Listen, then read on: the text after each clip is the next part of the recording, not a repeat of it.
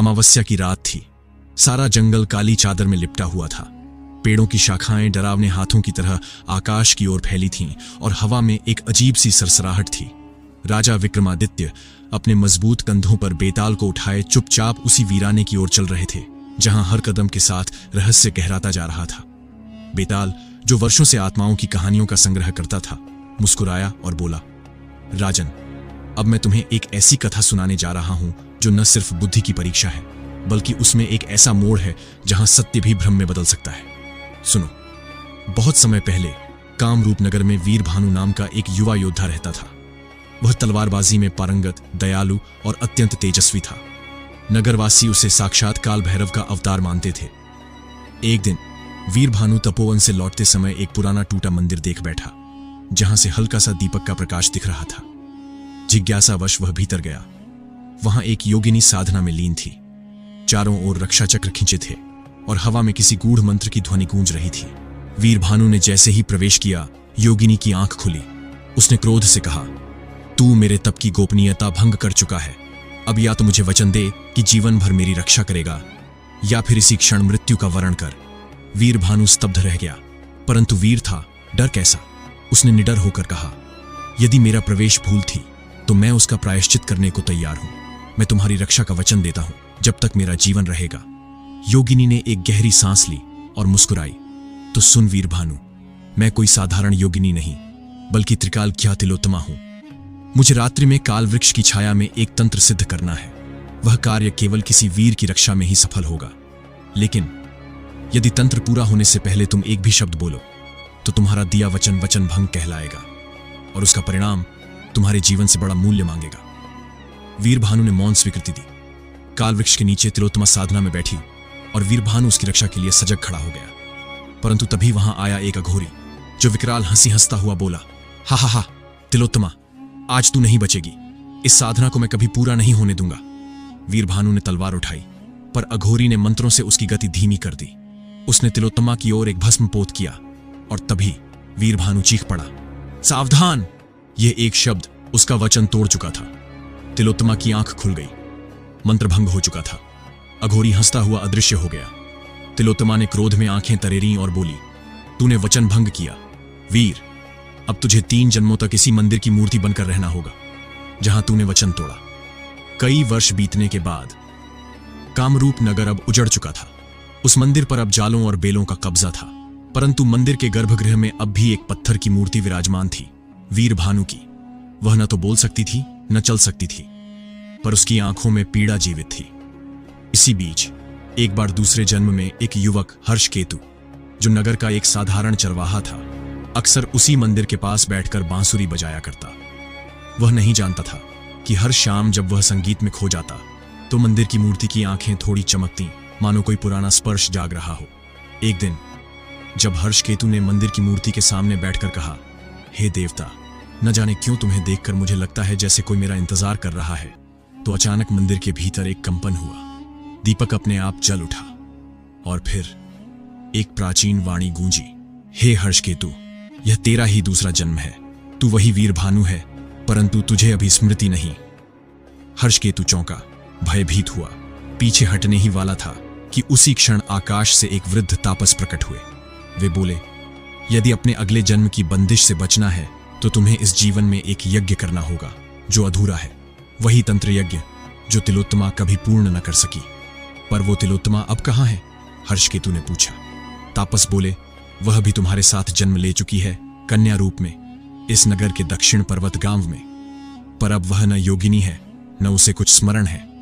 तुम्हें उसे पहचान कर यज्ञ की अग्नि फिर से जलानी होगी।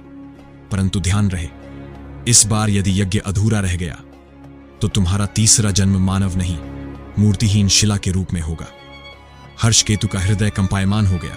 क्या वह कन्या को पहचान पाएगा? क्या वह अपने दूसरे जन्म में उस भूल को सुधार सकेगा? तापस ने उत्तर दिया, हां, शिला, बिना स्पर्श, बिना गति, बिना चेतना के, केवल एक मौन और बंधा हुआ पत्थर। इससे पहले कि भाग्य तुझे वहां पहुंचाए, तुझे तिलोत्तमा को ढूंढकर उसका योग स्मरण कराना होगा और अधूरे तंत्र यज्ञ को पूर्ण करना होगा। लेकिन ध्यान रहे, समय अल्प है और बाधाएं गहरी। इतना कहकर तापस अदृश्य हो गए। अगले सुबह हर्षकेतु अपने झोले में कुछ जल और रोटियां लेकर दक्षिण पर्वत गांव की ओर चल पड़ा। 3 दिनों की यात्रा के बाद वह एक सीढ़ी नुमा गांव पहुंचा जो कच्चे घरों और नीम के पेड़ों से भरा था। वहीं उसने देखा एक युवती जो कुएं से पानी खींच रही थी। उसके चेहरे पर कुछ था, कोई पुरानी जानी पहचानी ऊर्जा। उसने ग्रामीण से पूछा, यह कौन कन्या है? उत्तर मिला, यह तिलिका है। माता पिता नहीं, अकेली रहती है, पर गांव की सबसे बुद्धिमती है। कभी कभी रात में पहाड़ी पर जाकर दीप जलाती है, पता नहीं क्यों।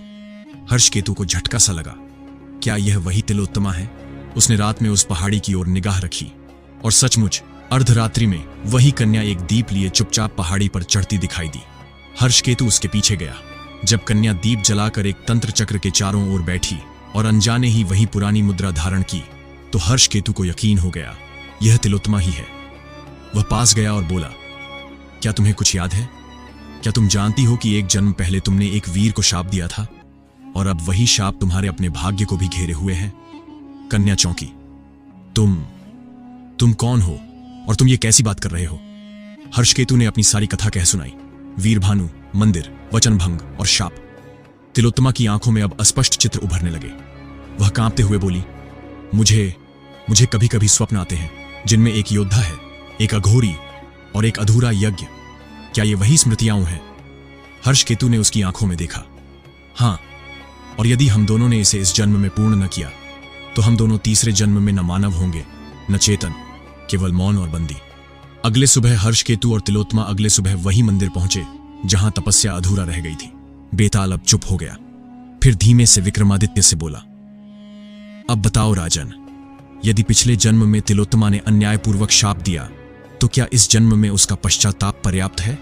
और क्या भाग्य 2 जन्मों में सुधारा जा सकता है, या तीसरा जन्म केवल एक निष्कर्ष है?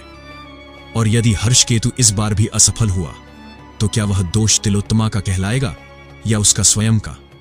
इतना कहते ही बेताल उसी पेड़ पर जाकर लटक गया। अब विक्रमादित्य अपने हाथ में तलवार लिए गहरी सोच में डूबे हुए जंगल में भटकने लगे। और इधर उसी मंदिर में प्रकट हुआ वही अघोरी, अभी भी वैसा ही विकराल, पर इस बार और भी शक्तिशाली। उसकी हंसी ने सारी हवा को सर्प बना दिया। तुम दोनों फिर मिल गए। हा हा हा, तुमने सोचा कि जन्म बदलने से भाग्य बदल जाएगा। अब इस जन्म में न तंत्र पूर्ण होगा और न ही तुम दोनों बचोगे। उसने अपने त्रिशूल से जमीन पर एक मंत्र रेखा खींची और अग्नि की लपटों में दोनों को घेर लिया। तिलोत्तमा डर के मारे पीछे हट गई, पर हर्षकेतु ने उसका हाथ पकड़ा। डरो मत, तुम मेरे साथ हो। इस बार मैं मौन रहूंगा, पर अधूरा कुछ नहीं रहेगा। हर्षकेतु और तिलोत्तमा उस घेरे के बीच खड़े थे, एक भय के सन्नाटे में, दूसरा पूर्व जन्म की स्मृतियों में कांपता हुआ। हर्षकेतु ने तिलोत्तमा का हाथ थामा और आंखें बंद कर लीं। अब न शब्द बोलूंगा, न विचलित हो, चाहे जो हो जाए, यह यज्ञ पूर्ण होगा। उसने अपने अंतर्मन में प्रतिज्ञा की। रात का अंतिम पहर था। विक्रमादित्य भटकते भटकते उसी खंडहर मंदिर के पास पहुंच गया। उस मंदिर के ऊपर बिजली चमक रहा था। विक्रमादित्य दौड़ के वहां पहुंचे। उसने देखा चारों ओर तंत्र मंडल बने थे। बीच में हर्षकेतु ध्यान मग्न बैठा था। उसके पास तिलोत्तमा थी, जो अब योगिनी के पूर्ण रूप में जाग चुकी थी। उसके ललाट पर त्रिनेत्र खुल चुका था और शरीर से तेज निकल रहा था, परंतु दोनों थके हुए थे और यज्ञ अधूरा। तभी हर्षकेतु ने आंखें खोलीं और देखा राजा विक्रमादित्य उसके सामने खड़े हैं। वह चौंका। राजन, आप यहां कैसे? विक्रमादित्य ने मुस्कुराकर कहा, मैं केवल राजा नहीं, इस यज्ञ का पूर्व निर्धारित सखा हूं। अब इस अंतिम परीक्षा में मैं तुम्हारा मित्र नहीं, तुम्हारा छाया रक्षक बनकर आया हूं। तिलोत्तमा ने कहा, परंतु राजन, यह तंत्र यज्ञ केवल तपस्वियों के लिए है और यदि बाहरी कोई इसमें प्रविष्ट हुआ तो यज्ञ भंग हो सकता है। विक्रमादित्य ने बेताल की ओर देखा। बेताल ने अपनी गहरी आवाज में कहा, वह बाहरी नहीं, वह स्वयं शिव कृपा से जन्मा रक्षक है, जिसकी नियति आज इस यज्ञ को पूर्ण कराने में बंधी है। जैसे ही यज्ञ फिर आरंभ हुआ, अघोरी एक बार फिर प्रकट हुआ, पर अब वह पहले से कहीं अधिक भयानक था। उसकी आंखें अग्नि की तरह जल रही थीं और सिर पर नरमुंडों की माला थी।